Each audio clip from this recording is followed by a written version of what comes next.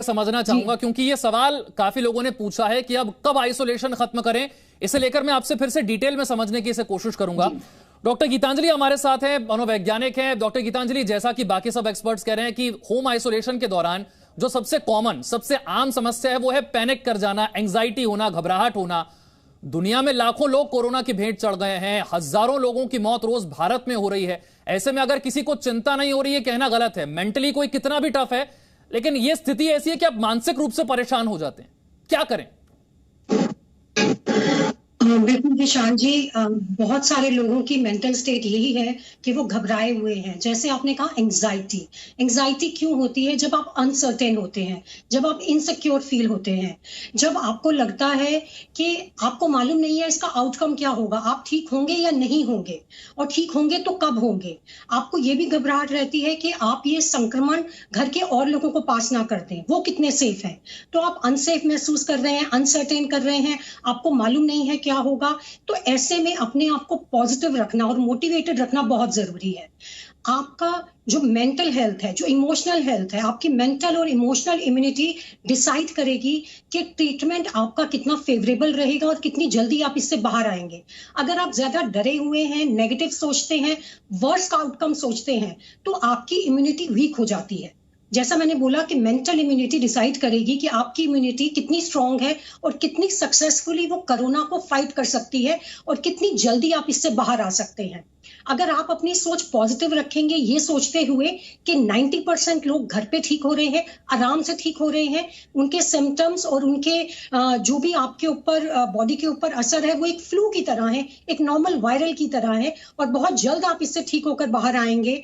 और अब आपकी जो ये अगर कोरोना हुआ है तो ये आपकी एक एज अ वैक्सीन भी एक्ट करेगा और आपकी बॉडी इम्यून हो जाएगी उस चीज को लेकर। तो अपनी सोच को पॉजिटिव बनाएं, जितना पॉजिटिव बनाएंगे उतनी जल्दी आप इससे बाहर रिकवर होके निकलेंगे। तो अपने आप को मोटिवेट रखना, पॉजिटिव रखना। और एक बहुत इंपॉर्टेंट चीज कि इस वर्ल्ड में सबसे टेरिबल फीलिंग होती है feeling of loneliness and feeling of unloved. तो इसलिए जो जना आइसोलेशन में है, जितना उसे और चीजों की जरूरत है उतनी ही उसे प्यार की जरूरत है, अटेंशन की जरूरत है, भरोसे की जरूरत है कि सब लोग उसके साथ हैं। अगर फिजिकली नहीं भी है तो एटलीस्ट हम गैजेट से जुड़े हुए हैं, वीडियो कॉल है, फोन है। अगर और कोई जना कुछ नहीं कर सकता, कई रिलेटिव्स हैं जो दूर बैठे हैं और अपने आप को हेल्पलेस महसूस करते हैं कि हम कुछ नहीं कर पा रहे, वो उनके साथ फोन पे भी जुड़े रहें, उन्हें इमोशनल कंफर्ट देते रहें, उन्हें टाइम टू टाइम कुछ सलाह देते रहें जो खुद इस दौर से गुजरे हैं। तो जो इंसान आइसोलेशन में है वो अपने आप को पॉजिटिव महसूस करता है, अकेला महसूस नहीं करता, उसे लगता है सब उसके साथ है, उसे प्यार करते हैं, उसके लिए वहां है और सक्सेसफुली उसके साथ उसको इस दौर से बाहर निकालेंगे। बहुत तो अच्छी बात आपने कही कि आइसोलेशन में जरूर है, लेकिन उसे अकेला फील नहीं होने देना है। इलाज तो अकेले ही हो सकता है, अलग रखकर हो सकता है, लेकिन वो अकेले वाली फीलिंग को अगर आप हटा दें तो बेहतर होगा। मैं जल्दी से डॉक्टर परमेश्वर, डॉक्टर गीतांजलि, मेरा सवाल आपसे था, आपका ऑडियो नहीं आ पा रहा था। सवाल यह था कि कोरोना मेंटल असर कितना आप पर छोड़कर जा रहा है।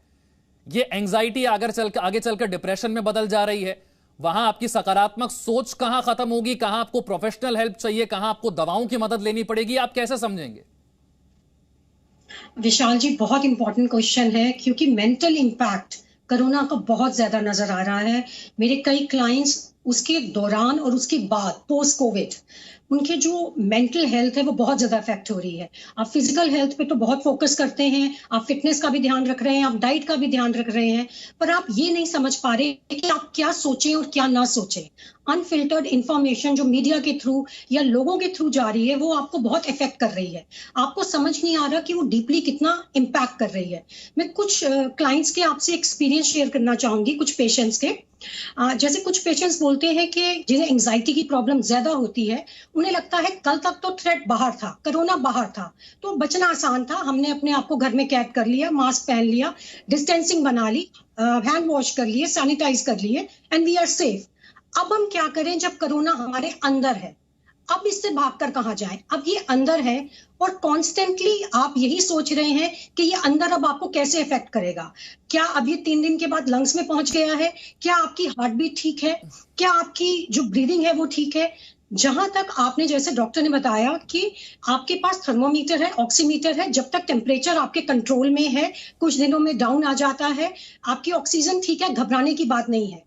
पर अक्सर लोग इस समय क्या कर रहे हैं, वो जो इस संक्रमण से पहले गुजर चुका है उसे फोन करते हैं, उससे पूछते हैं, कंपेयर करते हैं, क्या आपको ये सिम्टम था, मुझे ऐसा हो रहा है, क्यों हो रहा है, ऐसा तो नहीं होना चाहिए। या आप कॉन्स्टेंटली डॉक्टर को व्हाट्सएप करते हैं कि डॉक्टर अब ये हो रहा है, मैं क्या करूं।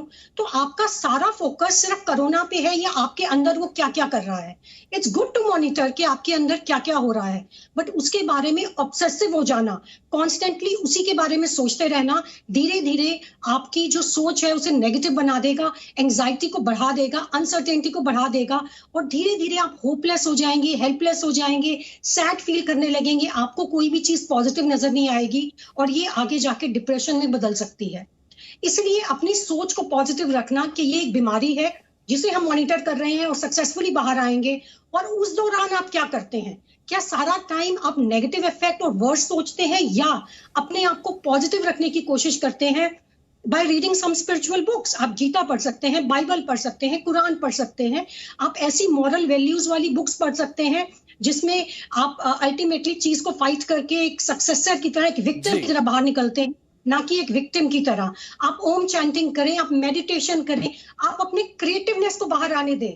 कई ऐसे लोग हैं जो इस समय को यूज करते हैं कोई बुक लिखने में, ब्लॉग्स लिखने में, अपने एक्सप्रेशंस को बाहर आने दें।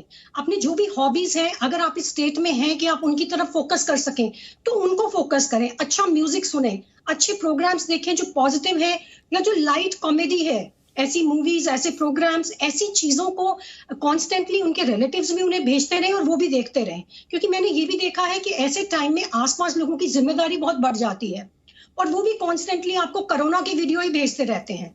अच्छी बात है इंफॉर्मेशन गैदर करना, बट एक हद तक उस इंफॉर्मेशन से बार बार अफेक्टेड होना एंड ओवर अगेन उसको सोचते रहना, पढ़ते रहना, can cause depression and negativity. तो कोशिश ये करें थोड़ा टाइम आप अपने आप को क्या रखें, करना है और किन चीजों से बचना है ताकि आपका मानसिक सेहत जो है वो ठीक रहे। डॉक्टर अरविंद, जल्दी से